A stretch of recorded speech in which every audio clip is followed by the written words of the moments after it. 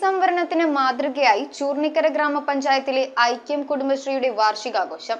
16ാം ward member Leena Jayan ആഘോഷങ്ങളുടെ ഉദ്ഘാടനം നിർവഹിച്ചു.